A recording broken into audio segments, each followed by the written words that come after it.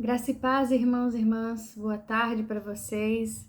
Estamos hoje, nesse domingo, iniciando mais uma aula de número 16, dessa sequência sobre o metodismo, né, que temos estudado.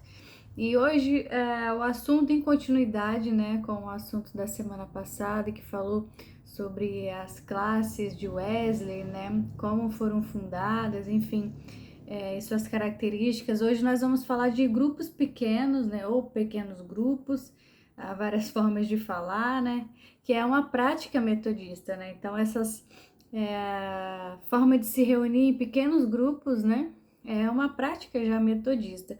E hoje o nosso texto base será Lucas capítulo 10, versículo 23. Mas antes da gente começar, vamos orar, vamos agradecer a Deus por mais uma aula que Ele nos dá, né? E possamos aprender um pouquinho mais da palavra e também da nossa história. Pai, te agradecemos, Senhor, pelo dia de hoje, te agradecemos por tudo que o Senhor tem feito em nossas vidas, por tudo que o Senhor vai fazer, Pai. Nós te agradecemos, Deus, porque o Senhor tem cuidado de nós, o Senhor tem sido um Pai amoroso, um Pai tremendo, que não abandona os seus filhos, está sempre, ó Pai, conosco, nos livrando, nos guardando, Pai. Que nesta tarde possamos aprender mais do Senhor, mais, Deus, sobre a nossa história enquanto metodistas, Deus, mas acima de tudo aprender com o Senhor Jesus, Deus. Em nome de Jesus, oramos e te agradecemos. Amém. Amém. Então vamos lá, né? Lucas capítulo 10, versículo 23. O texto fala assim: E voltando-se para os discípulos, disse-lhes em particular, Jesus dizendo aos discípulos em particular: Bem-aventurados os olhos que veem e o que vós vedes, né? Então a gente vai ficar com foco aqui, né? E voltando-se para os discípulos, né? Jesus voltando-se para os discípulos, disse-lhes em particular. Então vamos ficar com essa parte e vamos um pouco entender sobre grupos pequenos, né? Como essa prática metodista, enfim, vamos falar bastante sobre isso hoje. Nós sabemos, meus irmãos e irmãs, que hoje em dia, né, muitas igrejas adotaram, né, grupos pequenos dentro ali da estrutura de funcionamento das suas igrejas, né?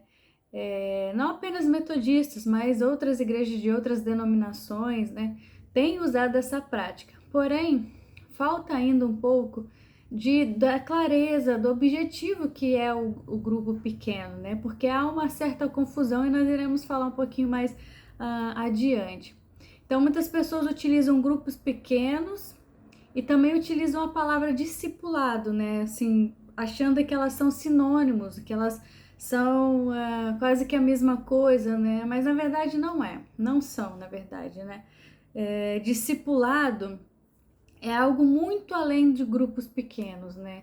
E grupos pequenos é uma forma da gente poder colocar ali aspectos do discipulado. O grupo pequeno, eles são considerados uma forma, um método de pastoreio e de cuidado das pessoas, né? Enquanto que esse é um espaço de colocar em prática uma parte do discipulado, mas não o discipulado completamente, né? Então, muitas pessoas na busca ali por nomes novos, por fórmulas, né? Ali, propagandas, muitas coisas assim para enfatizar esse grupo, né? Essa divisão de grupos, enfim, de forma de cuidado, de pastoreio, né? Muitas pessoas utilizaram dessas fórmulas, desse jeito de divulgar, né? Aquilo que chamamos, vamos dizer assim, de grupos pequenos, como algo que pudesse crescer o número da igreja, né? Não como algo que fosse transformador na vida das pessoas, mas vendo com os olhos da explosão do número de pessoas na igreja, né? Mas quem realmente, de fato, se dedica em trabalhar os grupos pequenos de forma exaustiva ali, né? Aquele trabalho árduo, né? Antes dessa colheita, né? Não que não haja colheita através dos grupos pequenos, sim, mas antes dessa colheita há um trabalho árduo, né? Então, há sim uma forma de fazer, mas de uma forma correta, e o trabalho não é simples, né? Não é fácil, né? Eu implanto um grupo pequeno e para, como diz na linguagem dos jovens, né? Da minha linguagem, vai bombar, né? Mas de fato não é só o bombar, não é só o encher, mas há um trabalho todo em volta disso tudo para que haja uma colheita de vidas, né? Para que pessoas sejam ganhas para Cristo ou sejam fortalecidas ali na fé. E há também um outro lado, né? Ao lado da questão de explodir em questões de número da igreja, e há também o outro lado desse movimento de pequenos grupos, né? Que acaba afastando as pessoas da congregação, do convívio, do culto público que nós temos, né? Do culto ali comunitário. Pensando então somente no funcionamento de igrejas nas casas, né? Não sei se se você já teve a oportunidade de ouvir alguém falando, né? Igrejas que funcionam nas casas e em alguns lugares se reúnem uma vez só por mês, né? Vai ao culto no domingo, todas essas igrejas nas casas, né? Ou vamos dizer assim, células, enfim.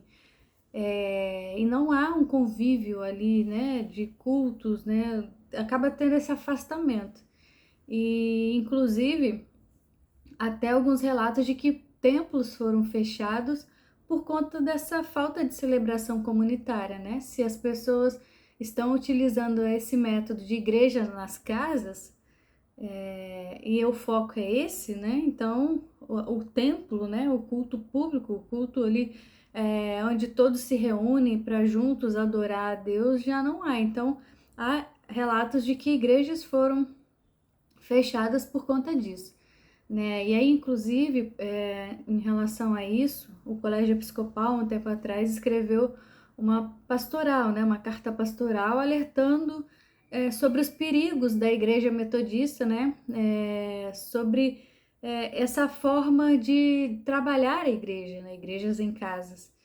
E aí, especialmente, né, essa carta pastoral também fala sobre a forma do G12, né? Que são uma forma de, vamos dizer assim, de uma igreja em casa.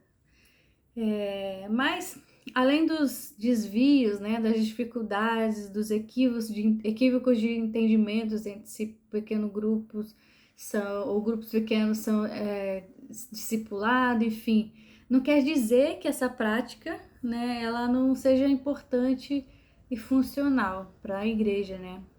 Mas nós sabemos que, acima de tudo, é uma prática bíblica, é também histórica para nós, né? Nós vimos na aula passada sobre a fundação das classes, né, da sociedade, como funcionava.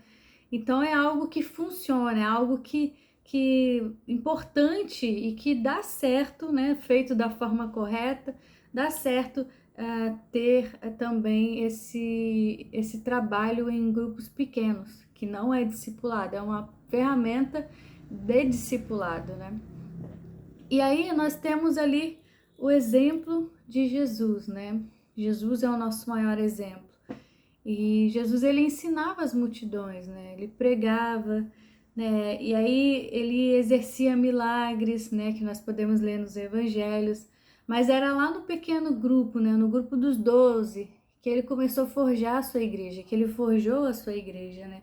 E aí, como nós lemos ali no início, em Lucas capítulo 10, versículo 23, que eu falei que era nosso foco, disse-lhes em particular. Ou seja, Jesus tinha um grupo pequeno, né? Nós sabemos ali da história contada nos evangelhos, um grupo pequeno, seus discípulos, pessoas que ele havia escolhido para caminhar junto, para ensinar, para que esses pudessem dar sequência àquilo que Jesus havia ensinado, né? Então ele caminhou com os discípulos ali pelo menos por 3 anos, vivendo diariamente, né, para que o caráter ali de cada discípulo fosse formado, ou tivesse o molde do Espírito, né? E Jesus, como ele é um habilidoso mestre, ele sabia fazer isso, ele sabe fazer isso como ninguém, né? De moldar as pessoas, né, conforme o caráter do Espírito, no molde do Espírito, né? E trazendo isso para a nossa realidade, né, de experiência enquanto metodistas, Existem várias igrejas locais que adotam pequenos grupos como método de pastoreio, né? Como falamos, há os equívocos, mas é uma forma que funciona, né? E quando colocado em prática da forma correta, há sim bons resultados no sentido assim de que fortalecimento da igreja de uma forma geral, né? E a organização desses grupos pequenos, né, que muitas igrejas locais adotam, em geral, mais ou menos, elas são da seguinte estrutura, né?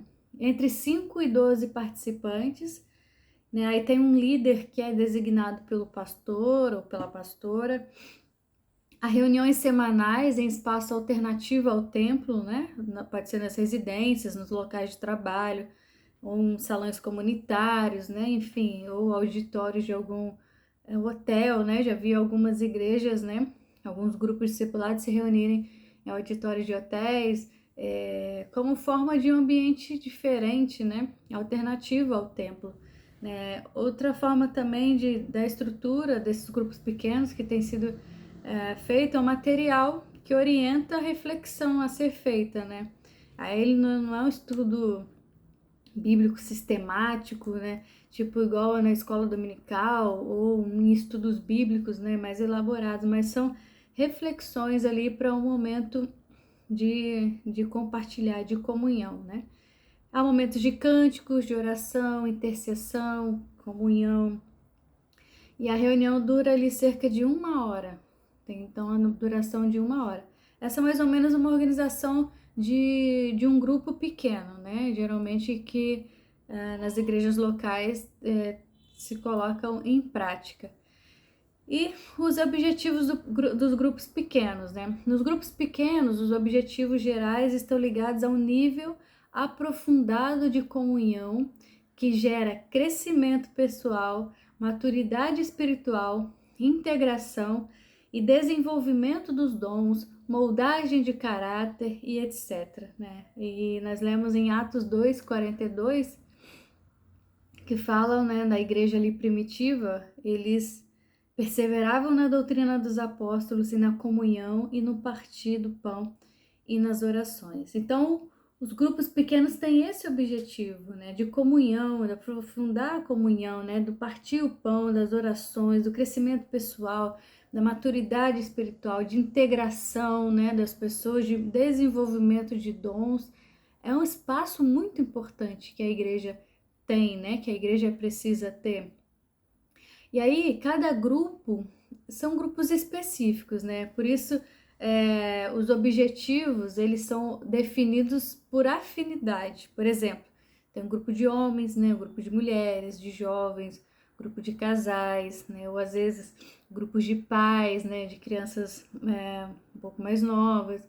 Enfim, há diversos grupos conforme a afinidade das pessoas, né? De fato, em muitos momentos há essa necessidade, né, de você se, vamos dizer assim, conectar, você estar junto de pessoas que têm essa realidade da sua, né? Mulheres, não, homens com homens, jovens, né? Jovens casais, jovens solteiros, enfim.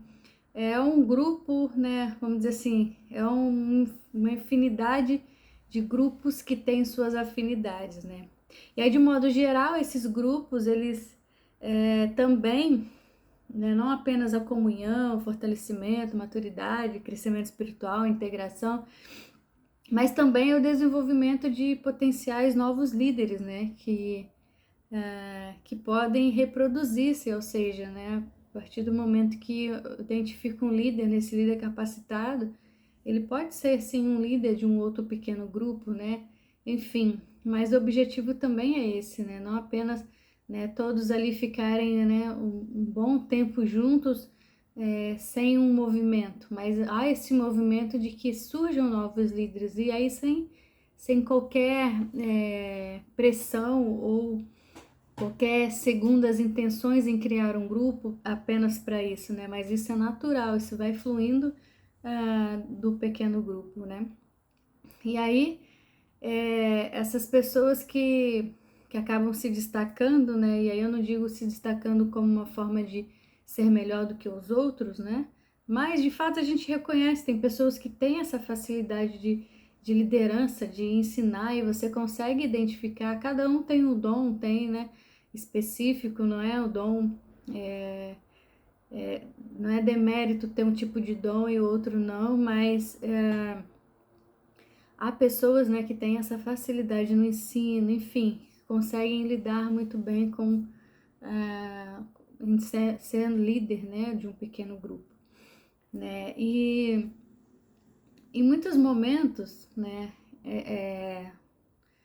os grupos pequenos nas nossas igrejas, né, eu falo de nossas igrejas de uma forma geral, não de uma forma apenas local, né,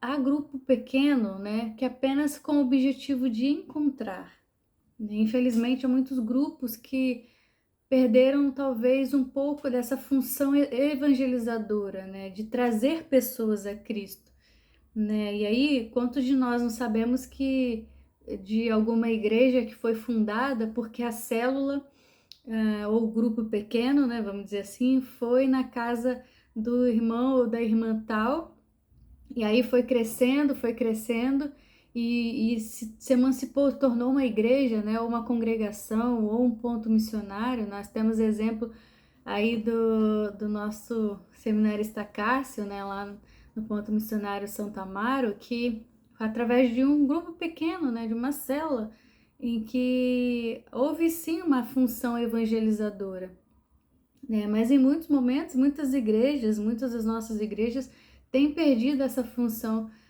evangelizadora de trazer realmente as pessoas a Cristo, né? E aí acabam focando na função principal de criar laços de comunhão entre os membros, investindo no crescimento mútuo, nos relacionamentos interpessoais e com Deus.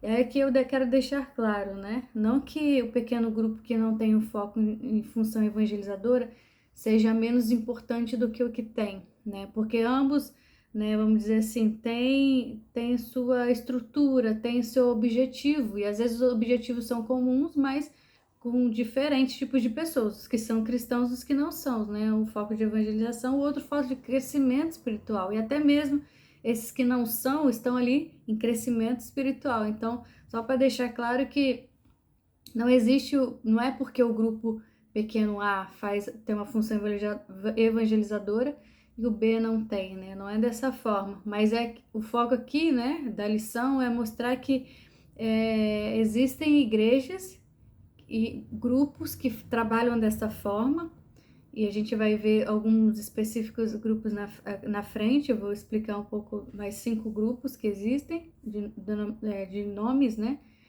E há esse grupo de laços profundos, de comunhão entre os membros, né? E aí, muitas pessoas que atuam nesse trabalho de pequenos grupos, né? A gente vai voltar um pouquinho lá no início que eu falei sobre as diferenças de abordagem, né, de pequenos grupos, discipulado. Então, muitas pessoas que escrevem, né, que trabalham em pequenos grupos, elas afirmam que existem diferenças de abordagem que afetam os resultados esperados na vida de quem participa. E aí, nós temos aqui 5 tipos de grupo, né, que tem suas abordagens diferentes, né, resultados diferentes na vida daquelas pessoas que fazem parte, né, como eu falei lá, função evangelizadora, função de fortalecimento dos laços, enfim, né, e aí o material nos fala que existem grupos pequenos, no caso os nomes, né, grupos pequenos, grupos familiares, grupos wesleyanos, fogueirinhas e grupos de multiplicação. E aí eu vou falar um pouco desses 5 grupos pequenos, né, tipos de grupos pequenos que existem. Os chamados grupos familiares geralmente reúnem pessoas que moram ou trabalham numa mesma região. Esses grupos são de cunho relacional de comunhão. Então temos aí um exemplo que, né, não necessariamente é de uma ação evangelizadora, de uma função evangelizadora.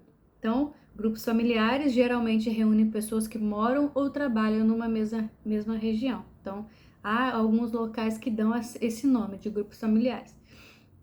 Alguns grupos wesleyanos, né, estruturam-se da mesma forma, sendo apenas um nome diferente, né? Então, grupos wesleyanos que reúnem as mesmas pessoas que moram ou trabalham numa mesma região, porém com o nome grupos wesleyanos. Não sei se você já ouviu falar desses tipos de grupos, mas nós iremos relembrar, se não, iremos aprender. Estamos aprendendo, na verdade, agora, né?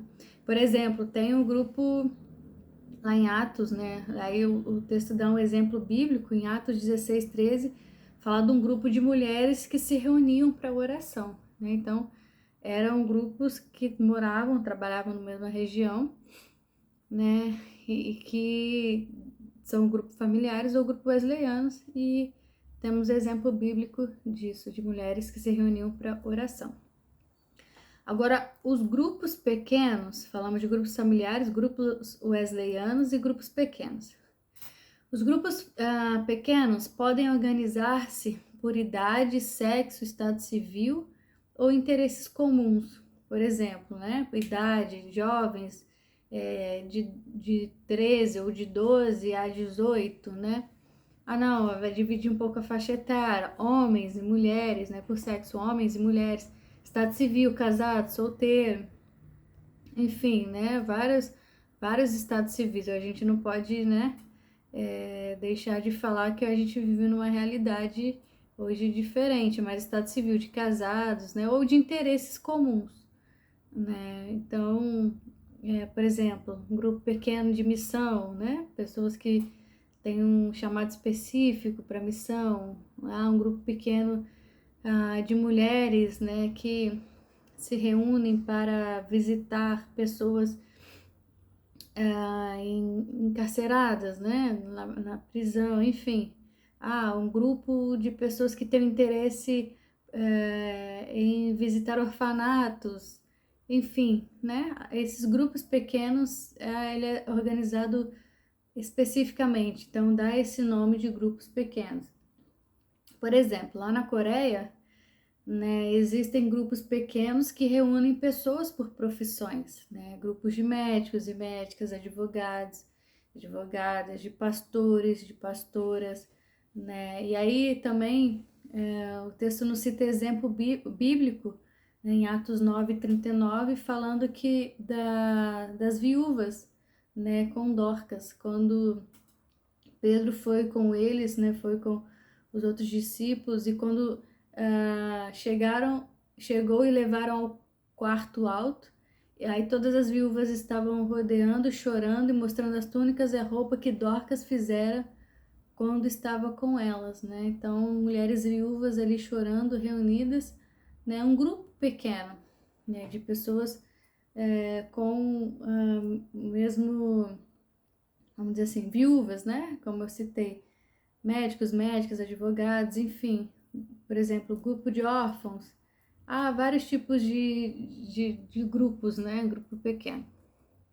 Eu sei que são muitos grupos, né? Muitos nomes, né? Acaba às vezes confundindo, mas estou falando apenas para efeito de conhecimento dessa nomenclatura, né? Dessas 5 nomenclaturas que são utilizadas por igrejas, né? Para a gente conhecer, é importante. O quarto nome, né? Nomenclatura que é dada, é chamadas fogueirinhas. As fogueirinhas encontram estilos diferentes de estruturação. Há relatos de grupos assim, que se reúnem em casas de pessoas recém-convertidas, né, com o objetivo de fortalecer os novos na fé. Isso é importante, né? Termos grupos específicos, né? As pessoas novas recém-convertidas, elas estão ali ainda aprendendo sobre Jesus, né? Elas ainda estão tomando aquele leitinho, né? E de fato é importante a forma como falamos, a forma como ensinamos é diferente daquele que já é mais maduro na fé, né? Que já tem um tempo de caminhada com Deus. Então, a designação do nome, né? Entre grupos pequenos de fogueirinha, que é com esse objetivo específico, reunir em casa as pessoas recém-convertidas. Há também fogueirinhas, né, cujo objetivo é atrair pessoas que ainda não são convertidas, né? Trazê-las para um espaço onde elas possam compartilhar experiências com Cristo sem aquela formalidade do templo, né? Ou seja, então a denominação da fogueirinha para recém-convertidos ou para atrair pessoas que ainda não são convertidas, né? Um espaço que nós temos para ganhar pessoas. E realmente, às vezes, muitas pessoas não irão ao templo, né? Não terão esse primeiro passo de ir ao templo. Mas esse espaço de compartilhar é importante abrir para que essas pessoas tenham um espaço para falar e também ir conhecendo Jesus Cristo aos poucos, né?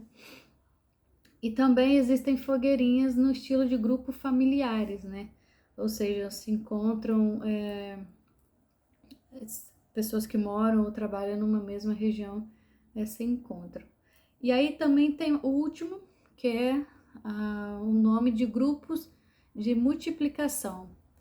E nestes o objetivo é reunir pessoas que ainda não tiveram uma experiência com Cristo para partilhar suas vidas, dilemas e questionamentos de fé num espaço de acolhida, intercessão, compreensão e apoio. As pessoas ali são instruídas nos fundamentos da fé, enquanto pessoas ainda não convertidas, mas pessoas que já estão tendo contato, experiências com Cristo, né? Vamos dizer assim, ainda não aceitaram Jesus, mas estão nesse caminho. As outras são das fogueirinhas, né? E na mesma fogueirinha tem recém-convertidos. Agora, os grupos de multiplicação é designado para aqueles que não tiveram nenhuma experiência com Cristo, né? É um espaço ali para aberto, né? Para questionar a fé, né? E realmente há muitas pessoas que têm muitas dúvidas sobre a fé, né? Quem é Deus? Por que nós estamos aqui? Então são dúvidas, perguntas que podem ser trabalhadas e respondidas nesses espaços. E ali também a pessoa vai encontrar um momento de ser acolhida. Às vezes a pessoa tem uma dor, tem algo que ela talvez esteja se sentindo à vontade ali para falar, às vezes até realmente grupo de multiplicação entre amigos, que às vezes de fato você tem essa possibilidade de convidar alguém que não conhece Jesus, mas quer estar ali junto, compartilhando, né? E aí a gente começa a instruir sobre os fundamentos da fé. E aí, depois de um tempo nesses grupos de multiplicação, essas pessoas, né, são levadas à convivência da igreja, então, e são desafiadas a aceitar Jesus, aceitar Cristo, né? E aí elas começam a ingressar num modelo de pastoreio discipulado para crescimento e desenvolvimento na fé. Então, é uma sequência, né? Não é apenas participo de um grupo de multiplicação e pronto, né? Não. Há sim um momento um momento propício que elas são levadas à igreja, elas são desafiadas a aceitar Jesus, enfim, elas começam ali a entrar, a interagir de uma forma mais profunda no ambiente da igreja, né? Nesse ambiente comunitário, nesse ambiente em que nós estamos juntos, aí, fortalecidos, orando, cultuando a Deus, adorando a Deus. Então, foram essas 5 denominações, né? 5 nomes de grupos, são diferentes, têm suas características diferentes, são nomes e estratégias que igrejas têm utilizado como forma de grupos pequenos, né?